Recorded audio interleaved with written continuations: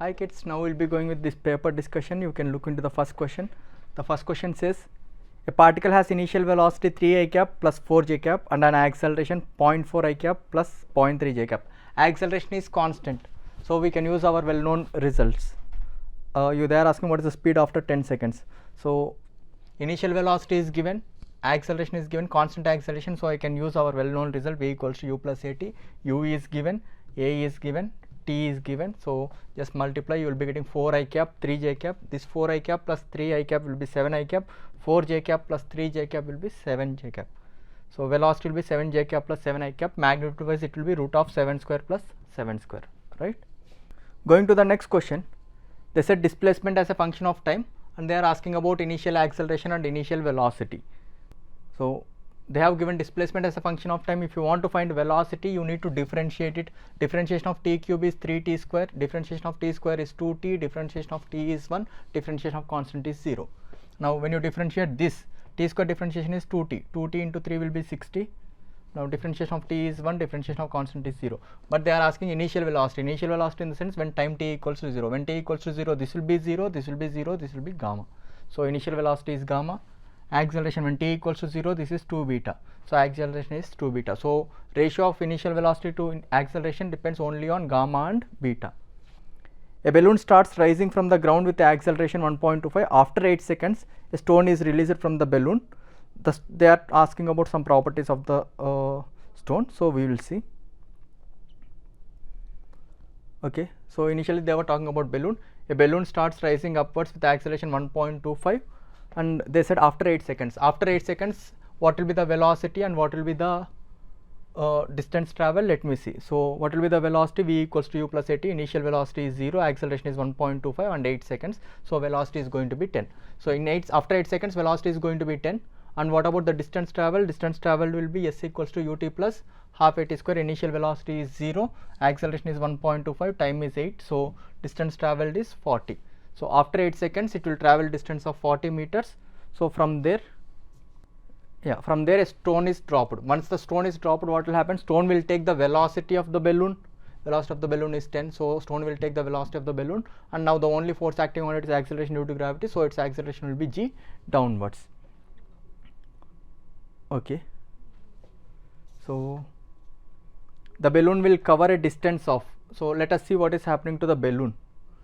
If it wants to hit the ground, then displacement, all the upward directions are positive, all the downward directions are negative. So for this one I am using s equals to ut plus half at square because I know this distance is 40. So s is minus 40 equals to initial velocity is 10, acceleration is g minus 10. So when I substitute those values, I will be getting t as 4. So the meaning is it will go like this and it will go like this and it is going to hit the, it is going to hit the ground after 4 seconds. So it is going to travel this 40 plus some extra distance. Anyway, what they are talking about, covers a distance of 40. So obviously it is covering 40 and more than 40. So I know it is going to cover more than 40. So I didn't calculate what is it is traveling in the upward direction. So it is going to travel a distance more than 40. So option A is wrong. Now displacement, it is going from here to here. It is going like this. So displacement is only 40. So displacement is not 50, displacement is only 40. It will reach the ground in 4 seconds. That is correct. It begins to move downward after being released. No, after being released, its velocity will be same as balloon velocity. So it will be going upwards. It will go upwards, then it will come downwards. So option D is wrong. Next question, velocity displacement graph is given. They are asking what is acceleration displacement graph. So velocity displacement graph is given. So you will be writing the line equation y equals to mx plus c form. So once you write line equation, then if you want to find acceleration, you will be differentiating it dv by dt. Now differentiation of constant is 0. Okay, anyway, I am writing this one like this so that it will be easy for us. dv by dt I can write it as this way. Now dv by dx, differentiation of this thing is going to be minus v naught by x naught into dx by dt is nothing but v. So this entire thing I have substituted it back. dv by dx v. So this is a function of, it is like y equals to mx plus c form. Now slope is positive and when x is 0, y coordinate is negative. So it is going to be of this thing, y coordinate is negative when x is 0, right, and slope is positive. So this is the answer. In 1 second, particle goes from A to B.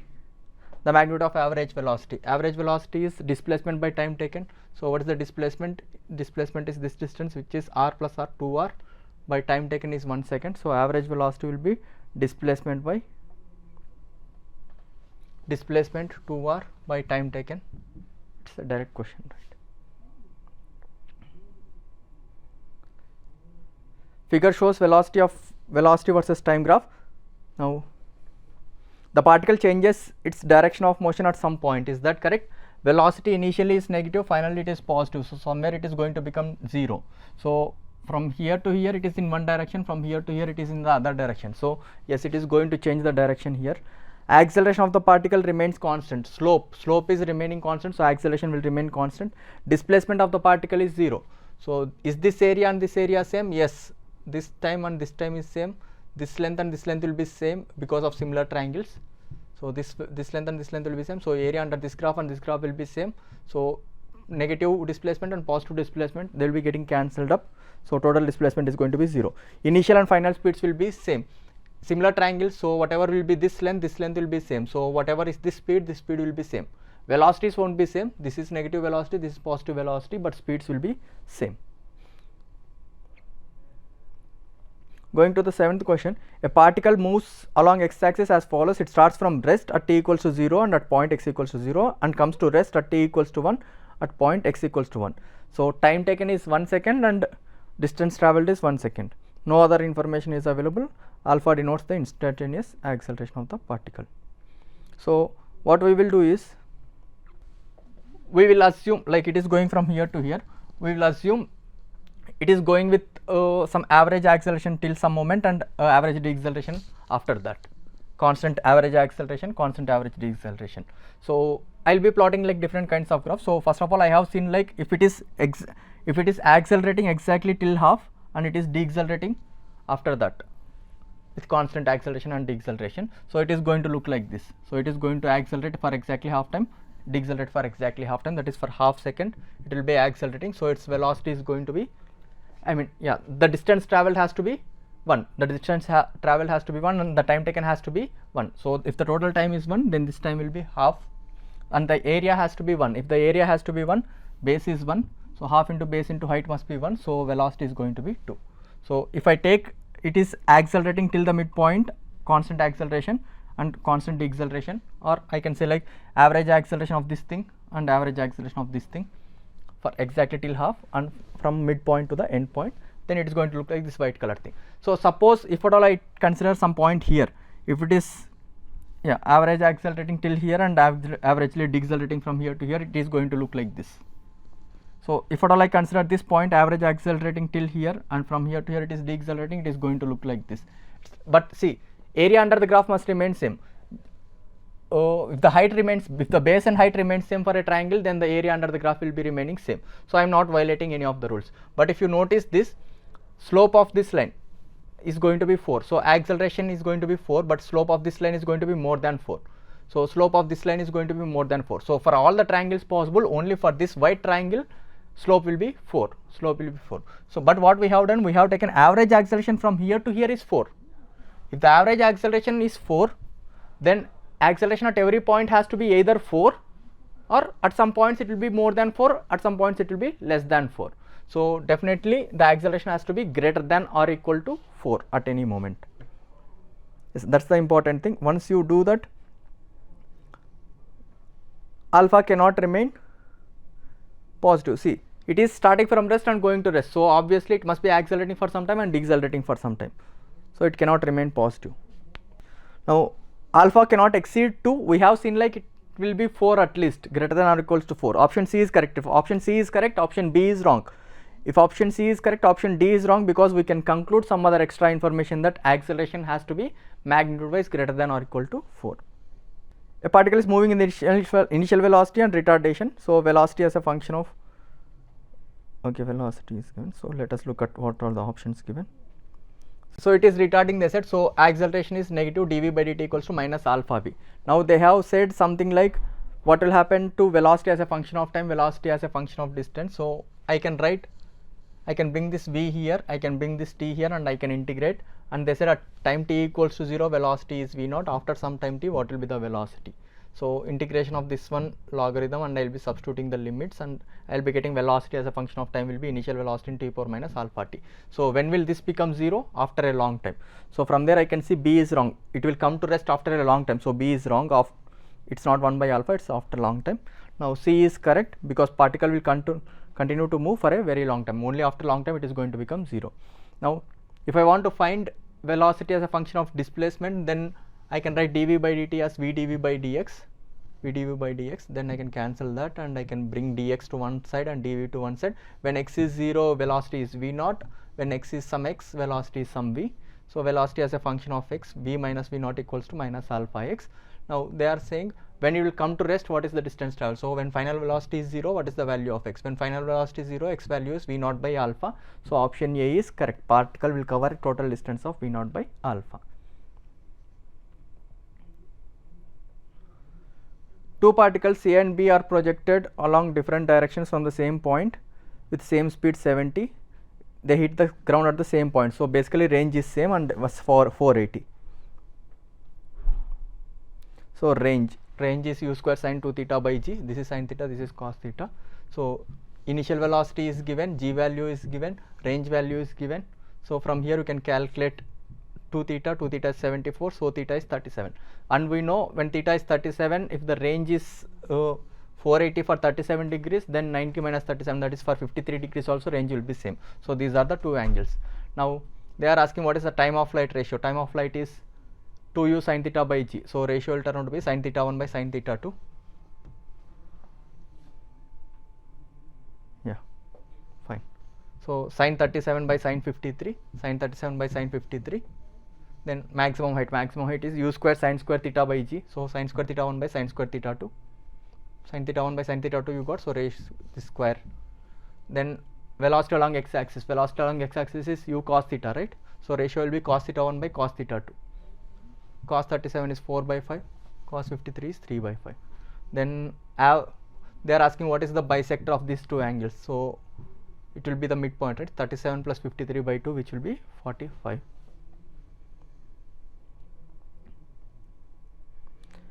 Okay, 10th question doesn't make much sense. They are saying like in velocity time graph, what all things you can conclude. In velocity time graph, you can conclude every information about speed, velocity, and area under the graph will give us displacement, and so distance also you can conclude. So every property about speed you can find, every property about velocity you can find, distance covered you can find. If you can find the distance covered, you can find the details about position also. The next question goes like a lift ascends with acceleration 4 and then with the constant velocity finally stops with constant retardation. If the total distance is 19 and total time taken is 10, then the time in which it is moving with constant velocity. So for all these kind of questions, we will be plotting VT graph. So it is accelerating for some time, then it is moving with constant velocity, then it is deaccelerating. Yeah, so I am assuming this time is t1, this time is t2, this time is t3. So and this velocity, constant velocity is v. So area under this graph is half into base into height, half vt1. This area is v into t2. This area is half into base into height. Yeah. Now they said this acceleration is 4, so I will be applying v equals to u plus at from here to here. So I will be getting v equals to 0 plus 4t1. Similarly, I will be applying v equals to u plus at from here to here. Then I will be getting v equals to 4t3. And I can see like t1 equals to t3. Okay. Now apart from that, they said area under the graph is 19. This area plus this area plus this area is 19. So from here t1 equals to t3, I just substituted so that I can reduce the number of variables. So instead of t3, I substituted t1. So vt1 by 2, vt1 by 2, I got vt1. Now apart from the total time is 10 seconds, they said. So t1 plus t2 plus t3, t1 plus t2 plus t3 is 10 seconds. Again t3 instead of t3, I substituted t1. Now I need to solve these two, but again there are 3 variables, but I know v equals to 4t1. So what I did here, I have taken this equation, v into t1 plus t2 equals to 19. So I didn't go in a traditional way, I just saw like how to do it in a easy way. Instead of v, I substituted 4t1. Now instead of t1 plus t2 from here 1t1, if I take it this side, t1 plus t2 will be 10 minus t1.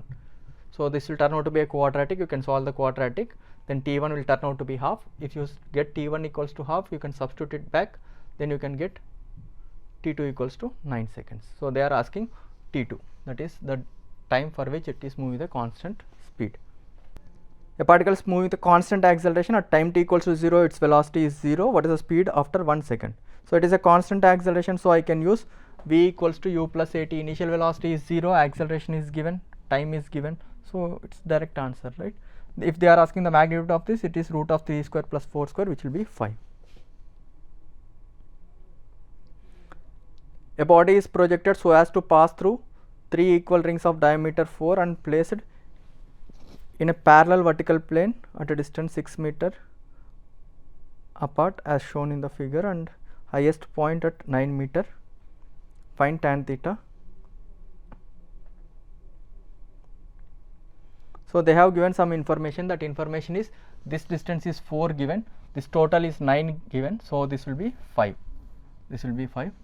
Now this is 6 given. Now you can see a projectile from here to here. You can see a projectile from here to here. So I have taken, initial velocity I have taken ux, initial velocity I have taken uy. So this velocity and this velocity will remain same. So I have taken ux itself, but here I have taken vy. Okay. So now what information they have given? From here to here it is looking like a projectile whose range is 12. So I have taken this thing. So if I want to take this thing, then I am using s equals to ut plus half at square along x axis. So that is velocity along x axis into time of flight. Time of flight will be 2 vy by g. From here to here time of flight will be 2 vy by g. So horizontal velocity into time taken, that equals to 12. Okay.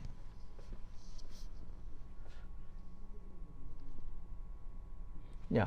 Now if I want to find what is vy, I can go with v square minus u square equal to 2as, maximum height, right? V square minus u square equals to 2as. I didn't do it anywhere. Okay, I didn't do it anywhere, but you can do it. So I can use v square minus u square equal to 2as along vertical direction from here to here, that is root of 2gh. You will be getting root of 2gh, so I have written root 8g. So I can use v square minus u square equal to 2as from here to here along vertical direction, and I can get vy. Once I get vy, I can substitute it back here, then I will be getting ux. Once I get ux, I know ux, now I need to find uy. I can use v square minus u square equal to 2as between these 2 points along y axis, then I will be getting root of 2gh, so which will be this much. So I know uy by using v square minus u square equal to 2as along vertical direction. Now I know ux by taking the range of this thing. So once I know ux and uy, what is tan theta? Tan theta is uy by ux. So uy you just substitute, ux you just substitute, you will be getting tan theta equals to 2, right? So what you did, in order to find this, apply v square minus u square equal to 2as along vertical direction. In order to get this, apply v square minus u square equal to 2as along vertical direction. In order to get ux, use that range thing. The velocity of projectile is given. What is the horizontal range? Yeah, so you can use s equals to ut plus half at square along this direction, right? So for time of flight it will be 2u by g. So speed along x axis into 2u by g, that is 2uy by g, ux into 2uy by g. Everything is given, so just substitute, get the answer. A ball is thrown vertically upwards with some unknown velocity. The magnitude of acceleration due to air resistance is 5. So gravity is pulling with 10 and air resistance is 5. So totally it will be 15. The distance travelled in last second in the upward motion. See, if you look at the Vt graph is going to look like this. Initial velocity is positive and its acceleration is constant. Yeah, till here only. You don't have to draw this graph. So assume there is a planet in which the acceleration due to gravity is 15. Then you can draw this full graph. Okay, fine. So if the acceleration due to gravity is 15 in some planet, then you can draw this graph. But only this graph is needed for us. They are asking what is the distance travelled in last 1 second. Now if we conduct the same experiment in some planet where the acceleration due to gravity is 15, now this upward motion is going to look same as what we have done on Earth. Now this downward motion, like we are doing on some planet, so this acceleration is constant. So this area and this area is going to be same because these two are similar triangles. The other way of saying it is the distance travelled in last 1 second of upward journey will be same as distance travelled in first 1 second of downward journey in that new planet where the acceleration due to gravity is 15. So what is the distance travelled in first 1 second? Half a t square, because initial velocity is 0 and acceleration in the new planet is 15, half into a into t square. So that will give you answer 15 by 2, right?